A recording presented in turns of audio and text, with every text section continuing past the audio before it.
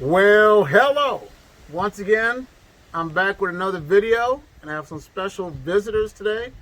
And I have Matt and his family, and he gave me a phone call because he had a few questions about red wigglers. But I'm just a student, I'm still learning, but I can tell them as much as I know, and hopefully we'll do great things for the environment. So enjoy the video.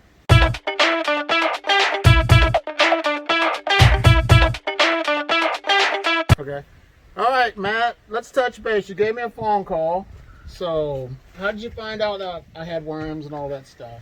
I've been talking to some other YouTube visitors you've had, and the kids and I were wanting to start a garden. Mm-hmm. And I think we've already started our garden, and we heard that worm castings were an excellent source of fertilizer. Okay. Yep. And thought that you'd be a good person to ask and get some information on. So I guess, I guess from our standpoint in this video, I guess we'll just ask some beginner questions, because I like to watch YouTube, and I'm sure there's a lot of people out there as well that like to learn a little bit more. So maybe we'll just start out with the basics, AJ, and Okay. you just, Yeah. how did you get started? What made you want to start getting into worms? It's kind of weird. When it comes to food, we waste so much food, and I was like, there's got to be a way to recycle the food that I don't use. So one day I had a mindset on how to make the world better, and I went on YouTube, I researched on Google, and found out that you could use worms for composting. And so I invested in some worms, got them from Uncle Jim's worm farm. I bought 2,000. My family didn't want them in the house, but in the Midwest, the weather got so cold, they were in the shed, that they froze to death. So I snuck them in the house, and then since I've done that, they lived throughout the year. So my goal was to be greener, and recycle our food waste. And I found out that the worms produce castings that are beneficial for the gardens. It makes your crops thrive. There's something about worms and how they have better fertilizer when they compost food scraps. Hope that answered your question. Yeah. So let's get started. What's it take to start a worm bin? What you need a tote, and I use a tote about this size because I think the larger the scale, the more worms you can get into a location. And it's kind of like with fish. If a fish is in a small aquarium, it can't expand, but worms are able to expand with the larger the bin. But don't use a clear tote like this, because worms do not like light. And I'm using this because I want my worms to go to the bottom, because I want to sift them through the castings and stuff to get all my worms to go down to the bottom of the bin. But you're going to need some browns, which would be like cardboard. I have a shredder too. I would say get a cheap shredder, so that way you can always shred your paper faster. And there's newspaper in here, regular newspaper, not the glossy section. Then I have some bills. Bills are always good to shred up, And then also you will need some food scraps eventually. Like once your worms get used to the bin, food scraps.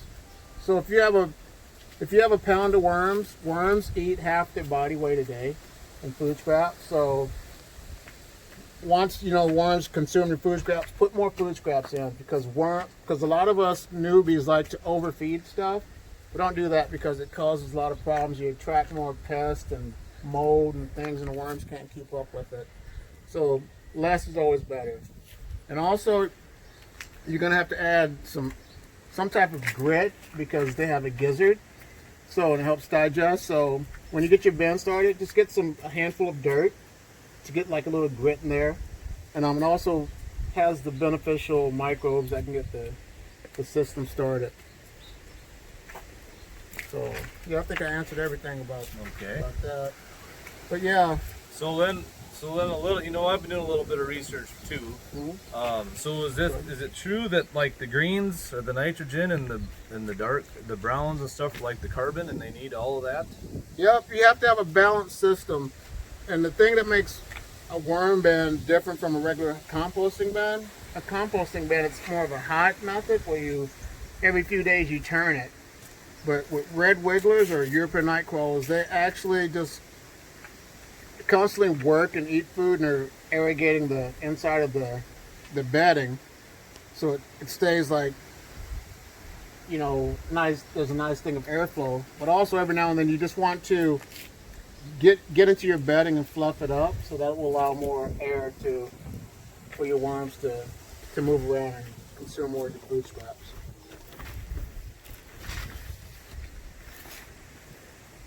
But yeah, like I said, you got to add nitrogen, and which is your greens, and your carbons are your browns, and we need to keep it simple. A lot of times we overthink. We just got to keep it basic, you know. Like I said, just you're gonna have a lot of cardboard and moist paper in there to the consistency of a wrung out sponge, and the worms will eat this as well. So you don't have to worry about starving your worms.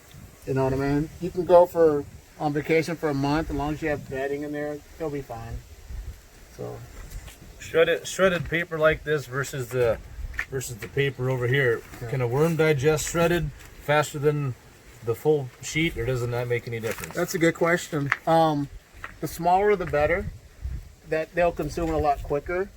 And like with this, I have like shredded cardboard that I just tore up by hand. They'll eat this, it'll take longer. But I'm like, since the season of gardening's like halfway through, I'm not really interested in the castings anymore, so I'll just let my worms take their time and eat the food, the cardboard and stuff. And then, do you want to feed them on one side or the other, or do you just kind of let it all work together? Is there what's the method to feeding the worms, or isn't there really? Everyone has their own method. Some people feed like one section here 1 week, and then they'll keep like rotating left and right. I think the best thing to do is feed one side 1 week, and then next time you feed them on the other side, because it causes them to go back and forth, you know, and makes them move, keeps them active. Keeps them active. And another thing about this is, if you want more just one side consumed, then you should just feed one side of the bin. And when you feed them, if people make smoothies, what they do, they blend it up and it's really fine. You know, like baby food. Mm-hmm. Worms, you consume that faster, quicker. Freezing's the best method, I think. Too, is because it kills any fruit flies or things that are on your banana peels or something like that. You can cut it up, or you can put it in whole, because either way the worms will consume it. But the smaller, the quicker they'll consume all the food scraps. So feed them about once a week. Yeah, but it depends on how many worms you have. And if for some reason it starts looking like this, the dark castings and stuff like this. Yep. You know, partway during the week, that means you guys should add some more in there then? The castings mean they're doing their deal. That means the food's being digested and the worms are, and basically that's worm poop. They call it black gold, but does that smell? What does it smell like to you? Be honest. Is there any smell at all? No. See, so it smells clean. So if you do your bin right, it won't have any bad odors.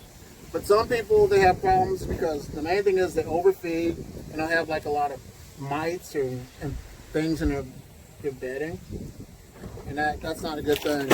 And also another thing to do is when you put food scraps in, cover it up, so that way it prevents fruit flies or anything that try to get in to not get to it. Cover it up with some paper or cardboard or something like that. Yep, like your bedding, like just covered up. Okay. And what I do, I keep newspaper on top too, just to keep it dark and because another barrier. Like sunlight. Yep, sunlight, they don't like it. If they're in the sun, they'll die. You know, if you leave them out too long, they'll dry out. So that's why they try to go down to the ground, or into the bedding. Into the dirt. Yep, into the dirt. So I brought a tote here, or a bin, that Zaid made, and I want to get your inspection on it to see if this is what we want, because I can't have it in the house either. So we can't have smell. Yep. If I'm going to try to sneak it in there, it's got to have no odor, or I won't be able to even get that done. And the thing that's good. Let's just you take a look at this and see what we got. I got some drains down here. Yep. I put them in the lowest channel down here because I thought that's where the liquid would be down here. Yep. I've got a row of holes here. I just used 1/4-inch holes. Okay. And well, Zaid did. Yep. I didn't. I put the drill bit in the drill for Zaid, and he went to town with this. Yep. A lot of airflow. A lot of airflow. And the thing about worm bins, everyone's unique. We all build them different. But worms need air, and they're definitely going to get a lot of airflow in here. So you did a great job. And also, like, on the bottom of your bin, for some extra, protection, I'd add, like, some dry cardboard. Okay. For the moisture. And then that way the worms can eat that as well. And then build your stuff on top of that. That's right, yep. And then put your moist bedding on top. Just to prevent the flow of if you have too much liquid in it. Because watermelon and stuff like that causes problems. So, okay. Well, go ahead. I'm sorry. No, it's okay. And I don't have it with me, but I've got another lid just like this at home with no holes in it. Mm-hmm. Is that you take and just set that underneath like this? Yep. And just let it drain into that? Yep. You can do it like that, or also people use 2 totes and they put like a brick underneath, so to elevate it. You have to elevate it. Yep. But like I said, the main thing is if your bin if you're doing it the right way, there won't be a lot of moisture in it. A lot of people focus on the stuff they call the worm tea, but I never got into that. So there are other people who want to check out their videos on how they make that. Look them up. But I don't use worm tea. I just focus on castings. Okay. Yep. Okay. Well, good job, Zaid. Yep. Thank you for your help. You have any questions, Zaid? No. Okay. So now that we've got the castings and stuff here, what's the next process to I guess what's the next process? What I'm going to do, I'm going to pick them out by hand, but you could build pyramids. Since this is so wet, I'm going to have to actually just get light to let the worms go down. But if this was a lot drier, I could sift it a lot quicker. And also people, if you want your worms to be on one side and not on the other side, like if you want worm castings within the next week or two, stop feeding this side and just feed one side, because that'll make the worms all start going back to that other side. So there's so many ways to get your worms sifted, to sort your worms, but I think sifting is the best way to go. It's quicker, but depends on how much time you have to focus on your worms. Mm-hmm. Yeah, it's a job. If you neglect your worms, they will die. They're pets, and they don't need much to survive. Just food, a moist environment, and fresh bedding. Because after a while, you don't want to keep them in their castings. That's why you take it out, because they'll start to die because they're in their own waste. So that's a reason why you sift your castings too. And a lot of people also ask, how do you know if there is when it's time to separate your bins? It's kind of like, I don't know, if you have 2,000 worms, every three months they'll multiply. Depends on how many worms you want in this bin, then you can decide if you want to separate or not. If you want 8,000, which is 8,000 is 8 pounds, so every 1,000 equals a pound of food. So. Do they digest better? Do they digest the compost better? There's competition, or are they better off, with a less competitive bin? If they have to fight each other for food, or doesn't that make any difference? They don't make any difference. The thing about red wigglers, I think they're more like, they're colonized and they work as a team. So if food is getting scarce, they'll lay more eggs, so that way they will keep their population thriving, because that's a sign that they're about to die. So if you want your worms, I did a video, if you want your worms to multiply quicker, don't feed them for a few days, a couple weeks, and you have more like cocoons. And cocoons are little golden oval shaped eggs, but I don't see any right now, but they'll start laying those like crazy. And each cocoon can have it depends. Cocoons can be up to 3 to 5 worms per cocoon, so you never know. Hope that answered your question. Look at all those worms in Oh there. yeah, that worm right there. Yeah, and what I do too is when I separate my worms and stuff, I put my worms in a bucket, then I'll put like stuff that's not broken down, that they didn't consume. I'll throw it back into this other bin and they'll eat it. You can keep them, if they're in the house, they'll survive all year round, but in the summertime, they don't like really hot weather. I think it's over 80 degrees. They don't like it, but if you have them outside, keep them in a shady spot, you know, and keep a lid on because you don't want pests or birds or any type of varmints to get in there. So if you have anything else, keep asking me. So how long does this have to dry before a person can sift? I'd probably say about 3 or 4 days. Okay. And then once it's dry enough, you can sift it with a sifter.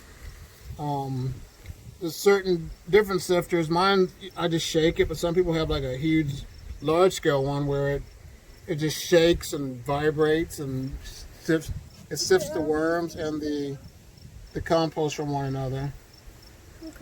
What do you use for a sifter? I have a rack. I got mine from a hobby shop. It's got like grates in it, and I just sift it with that by hand. So I can show you what it looks like. Let me go grab it real quick just to show you what mine looks like. But everyone has their own different type of likes and dislikes. But there's an egg right there. Oh yeah. Oh, cool. So yeah, that's what they lay. That's a worm cocoon. It's in your hand. It's right there. So yeah, that's a worm cocoon right there. Excuse me for 1 second. I'm gonna run and go grab this real quick for you. Okay.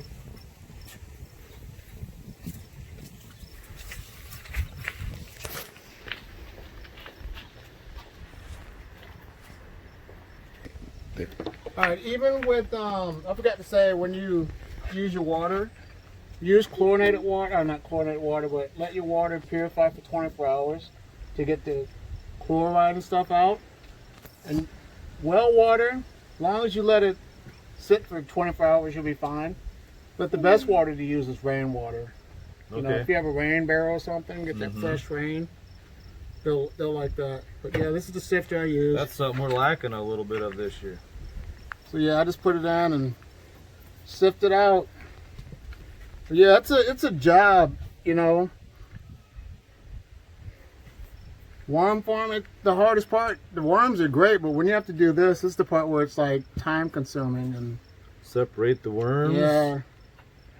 And then when it comes to like selling worms, you just gotta think about your time, how much time you put in and this and that and stuff. And you also said that you know Dewey. I know Dewey. So how do you know my boy Dewey? I know Dewey. Dewey does some volunteering out there at Heritage Park. He runs the blacksmithing shop out there, and we enjoy going out and seeing that. And he's been, I can weld, but it's not pretty.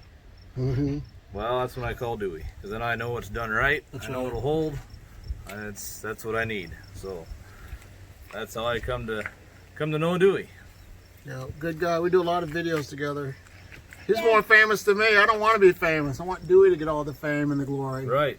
Yeah, right. Dewey said when he was at our house just a few days ago, he said that AJ basically comes to his house every day.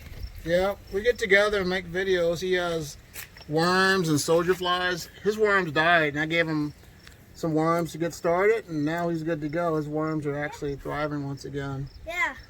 See, he made a nice wooden composting bin there too, didn't he, with the fingers on the bottom? Yeah. Oh yeah. Yeah, he did a great job. He's got a lot of skills. I gotta run and grab one more thing, Paul. Excuse me for a second. So you said you found another egg out here there, Matt. There's got one right here. There's one right there. That's what they lay. That's their eggs. Do you want to see it, Kazra? The egg right there. Did you get to see it, Zane? Oh, found another one. Did you? But yeah, when it comes to worms, the only thing that takes forever is sifting the castings, you know? If you got the high-tech engineering skills, you can do this with no problem, but I'm old school. I still have to I have a question. shake, rattle, and roll with this with my manual labor. Is it true that if worms get cut in half, they multiply?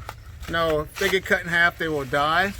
But if their tail just gets cut off, they'll survive. So yeah, and the thing that I like about, I have European night crawlers as well. And the thing I like about European night crawlers, they're easier to sort because they're a lot bigger. When it comes to these red wigglers, there's so many, it takes forever to get that job done. So, you like worms, Kazra? What do you like about worms? I don't know. Well, when I was littler, I did not want to touch any worms ever. But since I've grown a lot, I like to touch worms. Yeah. They're pretty good. They're pretty cool. So yeah, like I said, this is going to take a little while to do. I definitely don't want to bore you guys with this Look at that cool worm. this job, this that chore. Yep, they're different colors, but, Yeah. but yep. So right now we're separating the worms and the castings, Yeah. and then we let the castings dry and then sift them. Is that the process? Yep, let them Okay. dry out and sift them. And also, when you let your castings sit after you sift them, keep a hold in the container you're keeping them in, because there are still active babies in there. So I just grabbed a baby. that's cool. You would think your worm, like you got all the worms out of there, but there's always worms in there. So just be cautious of that when you sift your worm castings.